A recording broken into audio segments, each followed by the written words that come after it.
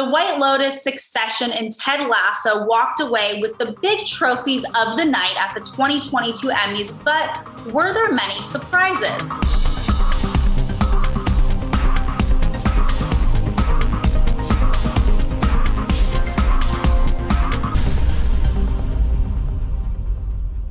I'm Elizabeth Wagmeister here with our senior TV features editor, Emily Longeretta, who was in the room at the Emmy Awards.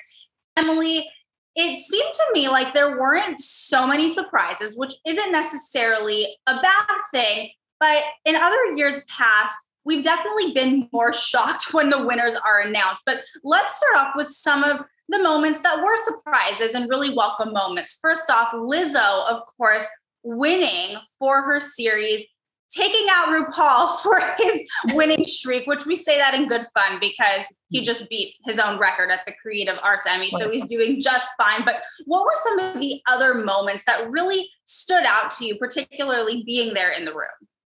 Absolutely. I would say in addition to Lizzo, which honestly the room erupted, but I would say the other big moment was Sheryl Lee Ralph winning for Abbott Elementary. It was really exciting to see her take the stage and sing, which people weren't expecting. And her kids were actually sitting in the section I was sitting in, and they were absolutely losing it, crying, yelling. It was the sweetest thing to see.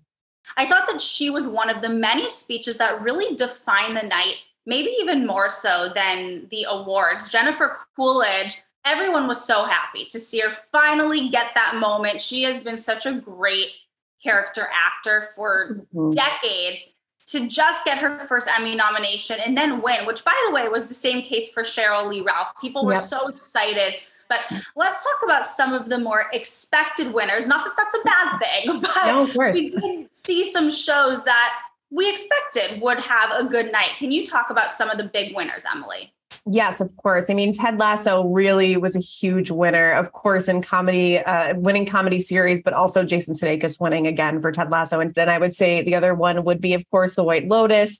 Nice to see a freshman series get some love. And then on the drama side would be Succession. Absolutely. And it's interesting because obviously Succession was a big winner, winning for Best Drama, among other awards. But they came into the night with the most nominations, 25 nominations, walked away with 4. But when you have that many nominations, it feels like all of your actors cancel each other out. I mean, what do you make of really seeing these repeat nominees taking up most of the categories? Yeah, I mean, I think there needs to be some sort of way to spread the love. I think we a lot of the time see that them cancel each other out, which I think happened in some of the other categories with Only Murders in the Building, maybe Martin, Steve Martin and Martin Short canceling each other out and not getting a win. I think that's something that we definitely see. And Only Murders in the Building was one of the shows that was shut out. And what shows were you upset, Emily, to see not win at the Emmys last night? I mean, Only Murders was a big one. I thought directing or writing, they could have easily taken some. So that really surprised me. I was also very sad about Better Call Saul. I mean, they do have one more shot next year. And the other big surprise to me was Severance. I was really thinking that was going to get a little bit more love, maybe for Adam Scott or Ben Stiller directing. And it was also shut out. We'd be remiss not to talk about some of the history-making moments, of course, for Squid Game. Also, we mentioned Quinta Brunson and Zendaya. She won back-to-back. I think this was one of the repeat winners, though, that not only people were expecting, but people were really cheering for her. What was that moment like in the room when Zendaya won for Best Actress in a Drama, Emily? I mean, absolutely erupted. And it's very, very nice to see. I mean, she did make history and she's the youngest now 2-time winner in that category. And of course, she became the youngest last year when she won the first time. It was just such a beautiful moment. It was so, so powerful.